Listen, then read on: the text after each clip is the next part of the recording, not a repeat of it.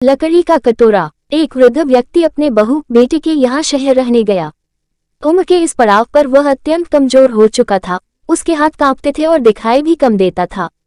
वो एक छोटे से घर में रहते थे। पूरा परिवार और उसका 4 वर्षीय पोता एक साथ डिनर टेबल पर खाना खाते थे।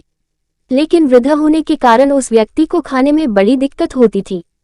कभी मटर के दाने उसकी चम्मच से निकलकर फर्श पे बिखर जाते तो कभी हाथ से दूध छलककर मेजपोश पर गिर जाता। बहू बेटे 1-2 दिन ये सब सहन करते रहे, पर अब उन्हें अपने पिता की इस काम से चिढ़ होने लगी। हमें इनका कुछ करना पड़ेगा, लड़के ने कहा। बहू ने भी हाँ में हाँ मिलाए और बोली, आखिर कब तक हम इनकी वजह से अपने खाने का मजा किरकिरा रहेंगे, और हम इस तरह चीजों का नुकसान होते हुए भी नहीं देख सकते। अगले दिन जब खाने का वक्त हुआ तो बेटे ने एक पुरानी मेज को कमरे के कोने में लगा दिया। अब बूढ़े पिता को वही अकेले बैठकर अपना भोजन करना था। यहाँ तक कि उनके खाने के बर्तनों की जगह एक लकड़ी का कटोरा दे दिया गया था, ताकि अब और बर्तन न टूट फूट सके।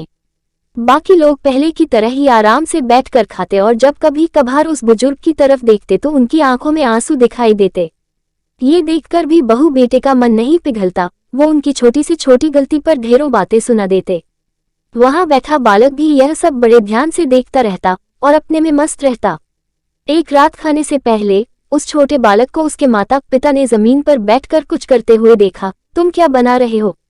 पिता ने पूछा। बच्चे ने मासूमियत के साथ उत्तर दिया, अरे मैं तो आप लोगों के लिए एक लकड़ी का कटोरा बना रहा हूँ, ताकि जब मैं बड़ा हो जाऊं तो आप लोग इसमें खा सके। और वह पुनः अपने काम में लग गया।